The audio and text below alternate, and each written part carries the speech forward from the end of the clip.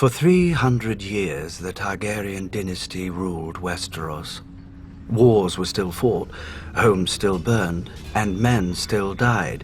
But compared to the chaos of what came before, the realm was stable. And boring. The Targaryens lied, thieved, and killed as much as other lords. They just had dragons to answer all complaints. Until they didn't. When the last dragon died, it was only a matter of time before the Targaryens followed. By only, you mean another century? Which they wasted trying to replace their lost advantage. Incinerating their own palaces to hatch dragon eggs, drinking wildfire to become dragons, and let's not forget the Mad King's favorite, burning men alive so he could pretend to be a dragon. We urged Aerys to pardon Brandon Stark. The boy had threatened Prince Rhaegar, but Rhaegar had stolen the boy's sister. And the boy was the eldest son of our Warden of the North. Who's the greater fool, a Mad King or the man who reasons with him? Aerys saw knives in every shadow. When you told him to treat the Starks with caution, you made him afraid. And what he feared, he killed.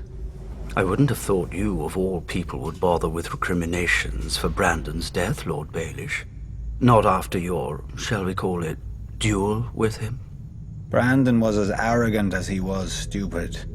Like his father, Lord Stark, who answered Aerys' summon to the capital. They earned their fates. But the younger son, Ned, what was his crime that Aerys ordered his death as well? Unlike men, families don't die when you lop off their head. At the very least, you should have pointed out that loyal and dutiful Ned was living with Jon Arryn, a proud and over-righteous lord with an impregnable castle and no sons of his own. Perhaps you could have spared Aerys the embarrassment of revolt.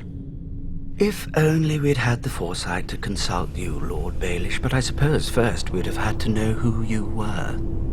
Nobody knew Robert Baratheon either, yet he claimed the right to sit on the Iron Throne. He had Targaryen blood, through his mother. A pretty dress for an ugly truth. It was war, and he could swing a hammer harder than the other options. When did you know you'd lost, Lord Varys? When Robert Baratheon killed Prince Rhaegar on the Trident. Wrong. You lost the war when you let Ned Stark slip back into the north. Neither the bloody Gate of the Vale or Moat Cailin in the north have ever fallen. They could have held out for years, even if you'd killed Robert. But you let him slip through your fingers as well. I told the court that Robert was hiding in the Stony Sept, but the hand of the king wasted too much time searching the city. Something about the glory of single combat.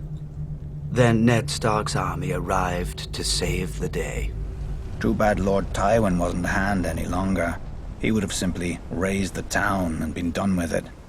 Perhaps. And perhaps the rebels would have found even more of the countryside flocking to their banners. I'd almost forgotten. You weren't always so loyal to the Lannisters during the war, were you? I did my duty to the realm. When Lord Tywin showed up at King's Landing professing loyalty, I warned Aerys not to open the gates. Prince Rhaegar was dead, our army scattered. The lion does not stir unless he smells meat. I admire your powers of persuasion, Lord Varys. Few could traffic in so many secrets to so little avail. Grand Maester Pycelle told Aerys what he wanted to hear, that his old friend Tywin was there to save him. Then Aerys' old friend sacked the city, and his son stabbed Aerys in the back. A regrettable, though necessary action. As were the pardons the new King Robert bestowed on the royalists. Mace Tyrell, Barristan Selmy, you. King Robert wisely chose order over vengeance. Jon Arryn wisely chose for Robert, but Jon Arryn died.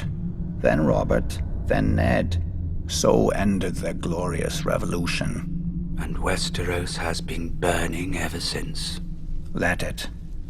How Targaryen of you. One of the mad ones. Fire turns even the proudest oaks to ash, leaving newer roots space to climb.